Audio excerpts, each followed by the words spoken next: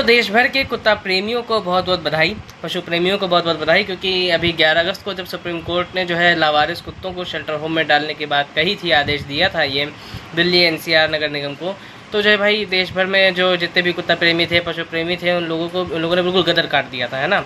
बड़ा इसका विरोध चालू हो गया था। तो जिसको देखते हुए कल यानी कि 22 अगस्त को जो है सुप्रीम कोर्ट ने आदेश दे दिया है कि लावारिस कुत्तों को जो है रेबीज़ का टीकाकरण करके, लावारिस कुत्तों का टीकाकरण करके और उनकी नसबंदी करके उनको जो है वापस छोड़ दिया जाएगा, जिसको लेकर के भाई पशु प्रेमी बड़े खुश भी हैं। मैं भी अखबार पढ़ रहा हूँ, बड़े मतलब प्रतिक्रियाएँ आई हैं लोगों की, और जो है काफ़ी लोग खुश भी हैं। पर सवाल ये है भाई साहब कि देखो, देश भर में कुत्तों की संख्या, लावारिस कुत्तों की संख्या मतलब करोड़ों में है ना। और जो जैसा कि इसमें जो जानकारी दी हुई है कि इन जो रेबीज़ संक्रमित कुत्तों की पहचान करनी पड़ेगी, इसमें भाई जो रेबीज़ संक्रमित कुत्ते हैं उनकी पहचान करनी पड़ेगी, उनका टीकाकरण करना पड़ेगा। ये टीकाकरण हर साल होगा। तो कुछ सवाल है भाई साहब कि भाई करोड़ों कुत्ते हैं, ऐसा तो है नहीं कि कल दिल्ली एनसीआर में आवारा कुत्तों के काटने के केसेस आ रहे हैं। भाई वो तो देश के अलग अलग हिस्सों में भी कुत्ते हैं और आक्रामक केसेस आते हैं कुत्तों के जो है काटने के। तो भाई कैसे मैनेज होगा अब ये, जब करोड़ों में कुत्तों की संख्या है? पहली बात, कैसे पहचान करोगे कि कौन सा कुत्ता रेबीज संक्रमित है, कौन सा कुत्ता नहीं है? क्योंकि अभी इन सब के कोई हमारे पास पैरामीटर्स नहीं है। ये बात बिल्कुल क्लियर है कि हम लोग के पास ऐसा कोई पैरामीटर नहीं है कि हम लोग पता लगा सकें कि हाँ कि कौन सा कुत्ता रेबीज संक्रमित है, कौन सा कुत्ता नहीं है। मतलब एग्जैक्टली तुरंत के तुरंत ऐसा नहीं लगा सकते हम लोग। फिर ये जो टीकाकरण होगा हर साल होगा, तो भाई जैसे तुमने किसी का टीकाकरण कर दिया तो अगले साल कैसे उसको ढूंढोगे?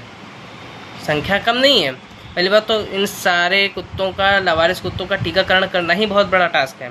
उसके बाद तुमने एक बार टीकाकरण कर दिया, फिर दोबारा छोड़ के लाओगे तो एक साल बाद कैसे टीकाकरण करोगे? बल्कि इसमें पहले टीकाकरण के बाद जो है 15 दिन के अंदर दूसरी खुराक दी जाती है। तो चलो तुमने 15 दिन तक रोक लिया उन कुत्तों को, फिर क्या, लेकिन फिर अगले साल कैसे दोबारा टीकाकरण करोगे? ये बड़ी बात है। तो ऐसे बहुत सारे सवाल हैं कि भाई कुत्तों को कैसे तलाशा जाएगा कि रेबीज संक्रमित है या नहीं है, फिर एक बार टीकाकरण के बाद दोबारा फिर कैसे टीकाकरण किया जाएगा। तो ये सब बड़े सवाल हैं। और लेकिन दूसरी साइड ये भी है कि चलो अभी तो कुत्ता है, फिर आगे अभी बंदर आएंगे। भाई बंदर भी तो आक्रामक हो रहे हैं, तो उनको भी क्या बंद कर दोगे, है ना। और बाकी सांड वाले केसेस तो हम लोग चलते ही रहते हैं। सांड वाले केसेस तो भाई आए दिन आया ही करते हैं। यूपी में तो सांड खुले घुमा ही करते हैं। इनको भी बंद करने की बात हुई थी शेल्टर होम में, लेकिन नतीजा तो सबके सामने है। कितने बंद हुए ये तो सब जानते हैं, केसेस लगातार आ रहे हैं। तो आखिर इसका उपाय क्या है? भाई उपाय मेरे पास भी नहीं है, लेकिन आपको क्या लगता है क्या उपाय है? क्योंकि जैसे जैसे देश की आबादी बढ़ेगी भाई, इंसानों की संख्या और जानवरों की संख्या जब लगातार बढ़ती रहेगी तो इनके बीच में टकराव तो होगा ही होगा।